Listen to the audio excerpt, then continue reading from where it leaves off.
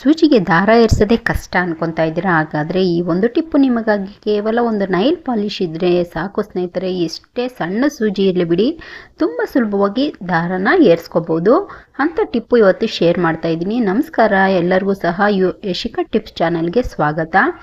ಇವತ್ತಿನ ಟಿಪ್ಪು ನಿಮ್ಗೆ ಏನಾದರೂ ಇಷ್ಟ ಆದರೆ ದಯವಿಟ್ಟು ಚಾನಲ್ಗೆ ಸಬ್ಸ್ಕ್ರೈಬ್ ಮಾಡಿಕೊಂಡು ಸಪೋರ್ಟ್ ಮಾಡಿ. ನೋಡಿ, ಇವತ್ತಿನ ವಿಡಿಯೋದಲ್ಲಿ ಸಾಕಷ್ಟು ಒಳ್ಳೆ ಟಿಪ್ಸ್ನ ಶೇರ್ ಮಾಡ್ತಾ ಇದ್ದೀನಿ. ಅದರಲ್ಲಿ ಮೊದಲನೇ ಟಿಪ್ ಏನು ಅಂತ ನೋಡೋಣ ಸ್ನೇಹಿತರೆ.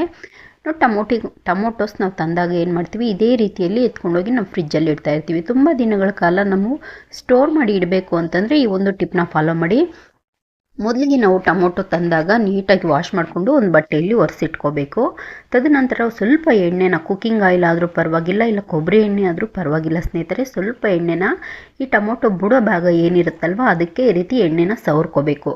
ಈ ರೀತಿ ಎಣ್ಣೆ ಸವರ್ ಇಟ್ಕೊಳೋದ್ರಿಂದ ಟೊಮೊಟೊ ಎಷ್ಟೇ ದಿನ ಆಗಲಿ ಬಿಡ್ರಿ, 1.5 ತಿಂಗಳಿಂದ 2 ತಿಂಗಳವರೆಗೂ ಸಹ ತುಂಬಾ ಫ್ರೆಶ್ ಆಗಿರುತ್ತೆ. ಯಾವುದೇ ರೀತಿ ಕೊಳ್ತೋಗೋದಿಲ್ಲ ಸ್ನೇಹಿತರೆ.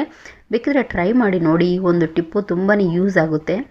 ನೀವು ಹೊರಗಡೆ ಬೇಕಾದರೂ ಇದನ್ನು ಸ್ಟೋರ್ ಮಾಡಿ ಆರಾಮ್ಸೆ ಇಡ್ಬೋದು. ಫ್ರಿಜ್ ಇಲ್ಲ ಅನ್ನೋರು ತುಂಬಾ ದಿನಗಳ ಕಾಲ ತುಂಬ ಫ್ರೆಶ್ ಆಗು, ಹಾಗೆ ತುಂಬ ದಿನ ಸಹ ಟೊಮೊಟೊಗಳು ಫ್ರೆಶ್ ಆಗಿರುತ್ತೆ.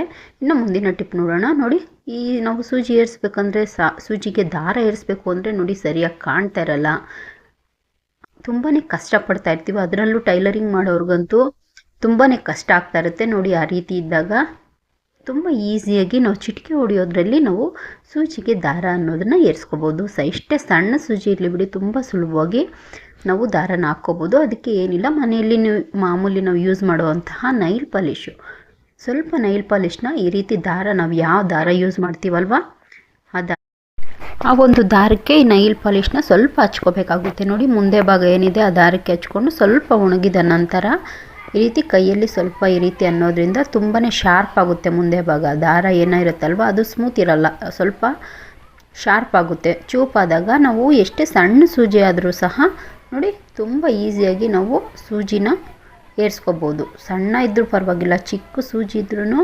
ನಿಮಿಷಗಳಲ್ಲಿ ನಾವು ಈ ಒಂದು ದಾರ ಅನ್ನೋದನ್ನು ಈಸಿಯಾಗಿ ಹಾಕ್ಕೋಬೋದು ಸ್ನೇಹಿತರೆ. ಇದು ತುಂಬಾ ಒಳ್ಳೆ ಟಿಪ್ ಅಂತಲೇ ಹೇಳ್ಬೋದು ಟೈಲರಿಂಗ್ ಮಾಡೋರಿಗೆ. ನಿಮಗೂ ಸಹ ಈ ಒಂದು ಟಿಪ್ ಇಷ್ಟ ಆದರೆ ದಯವಿಟ್ಟು ಚಾನಲ್ಗೆ ಸಬ್ಸ್ಕ್ರೈಬ್ ಮಾಡಿಕೊಂಡು ಈ ಒಂದು ಟಿಪ್ಪು ನಿಮ್ಮ ಫ್ಯಾಮಿಲಿ ಫ್ರೆಂಡ್ಸ್ಗೂ ಸಹ ಶೇರ್ ಮಾಡಿ ಅಂತಲೇ ಹೇಳ್ಕೊತೀನಿ ಸ್ನೇಹಿತರೆ. ಇನ್ನು ನೋಡ್ಬೋದು ಎಷ್ಟು ಈಸಿಯಾಗಿ ನಾವು ಸೂಜಿಗೆ ದಾರನ ಏರಿಸ್ಕೊಂಡ್ವಿ ಅಂತ. ಇನ್ನು ಮುಂದಿನ ಟಿಪ್ಪು ಏನು ಅಂತ ನೋಡೋಣ ಬನ್ನಿ.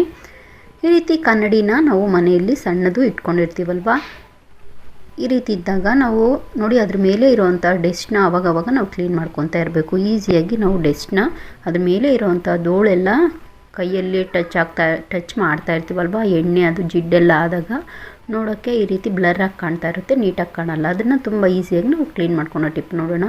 ಸ್ವಲ್ಪ ಟ್ಯಾಲ್ಕಮ್ ಪೌಡರು, ನಿಮ್ಮ ಮನೆಯಲ್ಲಿರುವಂತಹ ಟ್ಯಾಲ್ಕಮ್ ಪೌಡರ್ನ ಸ್ವಲ್ಪ ಈ ಒಂದು ಕನ್ನಡಿಯ ಮೇಲೆ ಹಾಕ್ಕೊಂಡು ಈ ರೀತಿ ಒಂದು ಕಾಟನ್ನ ತೊಗೊಂಡು ಈ ರೀತಿ ಉಜ್ಕೋಬೇಕಾಗುತ್ತೆ. ಸ್ವಲ್ಪ ಪೌಡರ್ನ ಚಿಮ್ಕಿಸಿ ಕ್ಲೀನ್ ಮಾಡ್ಕೊಳೋದ್ರಿಂದ ಕನ್ನಡಿ ಈ ಡ್ರೆಸ್ಸಿಂಗ್ ಟೇಬಲ್ದಿದ್ರೂ ಪರವಾಗಿಲ್ಲ, ಯಾವುದೇ ಮನೇಲಿ ಕನ್ನಡಿ ಇದ್ದರೂ ಸಹ ಇದೇ ಒಂದು ಪೌಡರ್ನ ಯೂಸ್ ಮಾಡಿಕೊಂಡು ನೀವು ಕ್ಲೀನ್ ಮಾಡ್ಕೊಳೋದ್ರಿಂದ ತುಂಬಾ ಕ್ಲೀನ್ ಆಗುತ್ತೆ. ಒಂದೊಂದು ಸರಿ ನಾವೇನು ಮಾಡ್ತೀವಿ, ನ್ಯೂಸ್ ಪೇಪರಲ್ಲೆಲ್ಲ ಕ್ಲೀನ್ ಮಾಡಿದ್ರೂ ಸಹ ತುಂಬ ಕ್ಲೀನ್ ಆಗುತ್ತೆ, ಆದರೆ ಅದು ತುಂಬಾ ಜಾಸ್ತಿ ಟೈಮ್ ಹಿಡಿಯುತ್ತೆ. ಈ ರೀತಿ ನಾವು ತುಂಬ ಸುಲಭವಾಗಿ 1-2 ನಿಮಿಷದಲ್ಲಿ ಈಸಿಯಾಗಿ ಕ್ಲೀನ್ ಮಾಡ್ಕೋಬೋದು. ನೋಡ್ತಾ ಇರ್ಬೋದು ಎಷ್ಟು ಪಳಪಳ ಅಂತ ಹೊಳಿತಾ ಇದೆ ಅಲ್ವಾ. ಈ ರೀತಿಯಾಗಿ ಒಂದು ಸರಿ ಕ್ಲೀನ್ ಮಾಡ್ಕೊಂಡು ನೋಡಿ. ನಾವು ನ್ಯೂಸ್ ಪೇಪರಲ್ಲಿ ಕ್ಲೀನ್ ಮಾಡೋದಕ್ಕಿಂತ ಈ ರೀತಿ ಪೌಡರಲ್ಲಿ ಕ್ಲೀನ್ ಮಾಡಿದ್ರೆ ತುಂಬಾ ಕ್ಲೀನಾಗಿ ಕ್ಲಿಯರಾಗಿ ಕಾಣಿಸುತ್ತೆ ಅಂತಲೇ ಹೇಳ್ಬೋದು ಸ್ನೇಹಿತರೆ. ನೋಡ್ತಾ ಇದ್ದೀರಲ್ವಾ ನೀವೇ. ಟಿಪ್ ಇಷ್ಟ ಆಯಿತಾ? ಹಾಗಾದರೆ ಮುಂದಿನ ಟಿಪ್ ನೋಡೋಣ ಬನ್ನಿ. ಈಗ ಮುಂದಿನ ಟಿಪ್ಪು, ನಾವು ಚಪಾತಿಗಳ್ನ ಮಾಡ್ತೀವಲ್ವ, ಚಪಾತಿ ಮಾಡಿದಾಗ ಏನು ಮಾಡ್ತೀವಿ, ಈ ರೀತಿ ಹಾಟ್ ಬಾಕ್ಸಲ್ಲಿ ಬಿಸಿ ಇರಲಿ ಅನ್ನೋ ಒಂದು ಕಾರಣಕ್ಕೆ ನಾವು ಹಾಟ್ ಬಾಕ್ಸ್ಗೆ ಹಾಕಿ ಇಡ್ತಾ ಇರ್ತೀವಿ. ಈ ರೀತಿ ಇಟ್ಟಾಗ ಏನಾಗುತ್ತೆ, ಲಾಸ್ಟ್ ಚಪಾತಿ ತುಂಬ ಸಾಫ್ಟ್ ಆಗೋಗಿ ಅದು ಮೆತ್ತಗಾಗ್ಬಿಟ್ಟಿರುತ್ತೆ, ತಿನ್ನೋಕ್ಕೂ ಸಹ ಇಷ್ಟ ಆಗೋದಿಲ್ಲ. ಕೊನೆ ಚಪಾತಿ ಸಹ ತುಂಬಾ ರುಚಿಯಾಗಿರಬೇಕು, ಹಾಗೆ ಸಾಫ್ಟ್ ಆಗಬಾರ್ದು ಆಗಿದ್ದರೆ ಈ ಒಂದು ಟಿಪ್ನ ಖಂಡಿತವಾಗಿ ಫಾಲೋ ಮಾಡಿ. ನೋಡಿ, ಚಪಾತಿ ಮಾಡೋಕ್ಕೆ ಮುಂಚೆ ನಾವು ಹಾಟ್ ಬಾಕ್ಸ್ ಹಾಕೋಕ್ಕೆ ಮುಂಚೆ ಈ ರೀತಿ ಒಂದು ತಳಕ್ಕೆ ಒಂದು ಯಾವುದಾದ್ರೂ ಖರ್ಚಿಪ್ನ, ಚಿಕ್ಕದೊಂದು ಖರ್ಚಿಪ್ನ ಹಾಕ್ಕೊಂಡು, ಕಾಟನ್ದು ಯಾವುದಾದ್ರೂ ಇದ್ದರೆ ಹಾಕಿ ಅದನ್ನು ಹಾಕ್ಕೊಂಡು ಇದ್ರ ಮೇಲೆ ನಾವು ಚಪಾತಿ ಹಾಕಿಡೋದ್ರಿಂದ ಅದು ತುಂಬಾ ಸಾಫ್ಟಾಗೂ ಇರುತ್ತೆ ಚಪಾತಿ. ನಾವು ಒಂದು ದಿನ ಬಿಟ್ಟರೂ ಸಹ ಇದೇ ರೀತಿಯಲ್ಲಿ ಸಾಫ್ಟ್ ಇರುತ್ತೆ. ಹಾಗೆ ಕೆಳಗಡೆ ಇರುವಂತಹ ಚಪಾತಿ ಸಹ ವೇಸ್ಟ್ ಆಗಲ್ಲ ಸ್ನೇಹಿತರೆ, ಅದನ್ನು ಸಹ ನಾವು ಆರಾಮಾಗಿ ತಿನ್ಬೋದು. ಇವಾಗ ನಿಮಗೆ ತೋರಿಸ್ತೀನಿ ನೋಡಿ, ಕೆಳಗಡೆ ಇರುವಂತಹ ಚಪಾತಿ ಯಾವುದೇ ರೀತಿ ಮೆತ್ತಗಾಗಿರೋದಿಲ್ಲ. ಮುಂದಿನ ಟಿಪ್ ನೋಡೋಣ. ನೋಡಿ, ದೇವ್ರ ಪೂಜೆಗೆ ಬಳಸುವಂತಹ ಕರ್ಪೂರನ ನಾವು ತಂದಾಗ ಏನಾಗುತ್ತೆ, ಚೆನ್ನಾಗಿರುತ್ತೆ. ಸ್ವಲ್ಪ ದಿನ ಹೋಗ್ತಾ ಹೋಗ್ತಾ ಅದು ಒಂದೊಂದೇ ಕರಗ್ತಾ ಈ ರೀತಿ ಇಷ್ಟು ದಪ್ಪ ಇರೋದು ಈ ರೀತಿ ಸಣ್ಣಗೆ ಆಗ್ತಾ ಬರ್ತಾ ಇರುತ್ತೆ, ಕರಗ್ತಾ ಇರುತ್ತೆ ಅಂತಲೇ ಹೇಳ್ಬೋದು.